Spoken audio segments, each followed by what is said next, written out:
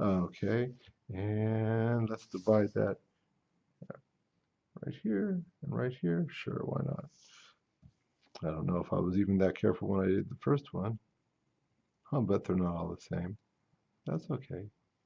And really light, and that way, if I didn't do a nice job, if I didn't feel like those were straight, like for instance, I've got this and this one right here. Oh, look it. See, so I could erase those a little bit if I wanted to. Now, if I was really persnickety, I might even say to myself, so, that really is not in the center. Maybe I'll move that over. I could even measure. Watch how easy it is to measure something like here and here. Ah, that's in the center. That's pretty good, right? So I'll draw a line right down there and maybe get rid of that first one. Easy to do because I drew it really lightly, right? That's why. You look in any drawing book, it's going to tell you the same thing. Draw really light. Okay. And so there it is. And we want to do good job. We want to have craftsmanship. Okay, I said I wasn't going to talk a lot about craftsmanship at first, but hey, you know what? Here's all you got to know about craftsmanship is you cannot just pull craftsmanship out of a hat, right? When you need it. You have to practice it all the time. And then it will be there for you. Okay, what was the first one? Triangle. Okay, we got that. You know what? Speaking of craftsmanship, we didn't we didn't label those first ones, and we should. So let's go back. What was that one that I just did a second ago? Where is it? Where is it at? Oh, right here. Okay. And we didn't label what they are, right? Well, you know that they are little rectangles or squares and circles, but I want to do that. See, because once again, if you label something, if you know the name of something, it helps you understand it so much better, right? So this is a square or a rectangle. See, knowing the name of something, that's powerful. Remember, like in any of your fantasy books, if they know the name of the dragon or the demon or anything like that, they've got power over it. Okay. And I think that's sort of metaphorical because in life, if you can name something, then you have so much more power over it. Okay, because you've defined it, is what you've done. Okay, so that was a square and a rectangle. This was a circle or an oval, obviously, right? Very important right now. Okay, back to this one here. We've got, you know what? Let's just not even wait.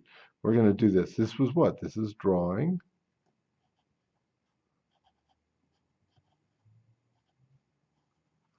3. Okay, because this one was drawing 2, right?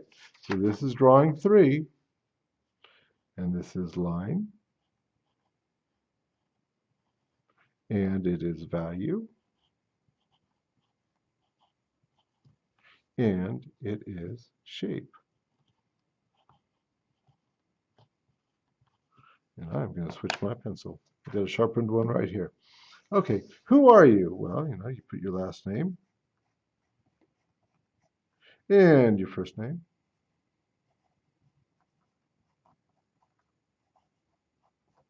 and the period number that you were a part of. Let me see, what was I saying? That I was in period 7 and period 3 in this one? It's whatever period you're in.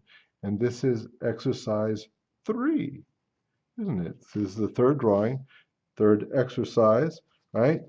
Don't be confused. That one was 2. This is 2. This is 3. The next one will be 4. It's not that confusing, I guess. Okay, so we got that, and that was a triangle.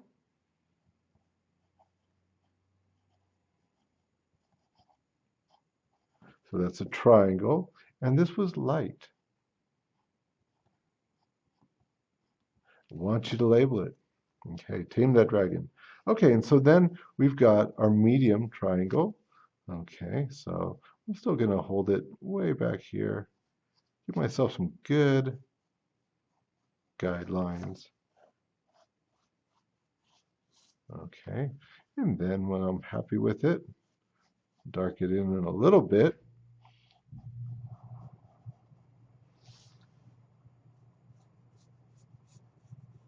And that's my medium.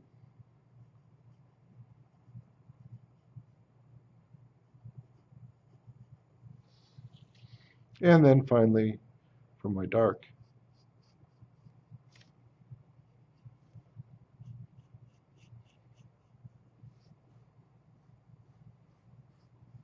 Okay, so that's nice and light, so I can make any changes if I wanted to, but I think that's fine. So I'm really going to just darken it in nice and dark. And I'm going to call it dark. Okay.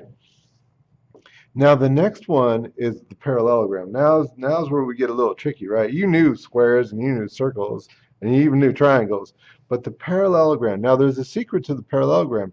Remember how when I was showing you how to draw a square or a rectangle, I said don't go around like that, right? Instead do the sides, do the top, do the bottom. In other words, in parallels. Well, guess what? A parallelogram is going to work a lot better for you if you do things in parallel. So for instance, I would probably go ahead and start nice and light doing my sides. So let's say I do this side here, and then I do this side here. And notice that I have not defined my top and my bottom yet. And in doing so, it's going to be a lot easier to keep these guys parallel, right? It's going to be a lot more difficult if I define it just kind of going all the way around.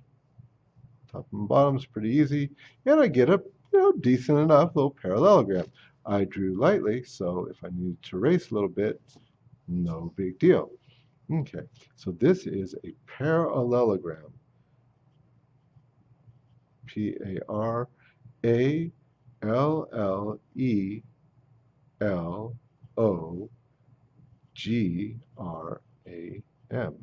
Had to look up the spelling on that one.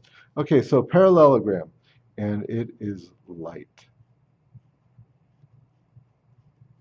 Okay, good enough. So now a medium. Now I suggest, just like in my example here, that you turn it in different ways. Just, hey, this is practice, right? Might as well practice. And so just like before, I'm going to go ahead and I'm going to do the sides first. So I've got the one side, and then I've got the other side. I don't care if the top and the bottom match. All I care about is, does this one have the same angle as this? Pretty good. Hey, it's a parallelogram, right? They need to be parallel. Okay, so we got the bottom, we got the top. If I ever wanted to measure, I could just measure it like that, like that. Looks pretty good. Okay, and so this one was the medium. I drew it light at first though, didn't I? That way I could erase anything that I didn't like. And we'll go ahead and make it kind of medium. Okay, so you saw that sketchbook. That's just students' work, right? Just a very talented student. Okay, and you could draw that good. The thing is that you just have to learn light, medium, dark. You just got to learn these shapes, right? Okay, is that really good? Pretty good. See, sometimes the illusion can be that it's going to look whiter on the top. But if you check it, and you can check it, right? You'll see, nope, it's just right. It's parallel. Okay. Okay. And I'll talk about that later here, obviously.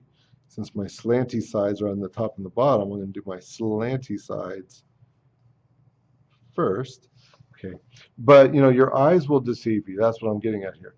Eyes will deceive you, but measurements never do. Okay. If you measure something, then you know it's right or it's wrong, as the case may be.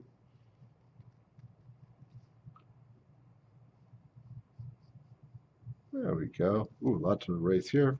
That's okay, because I drew really light, right? Okay.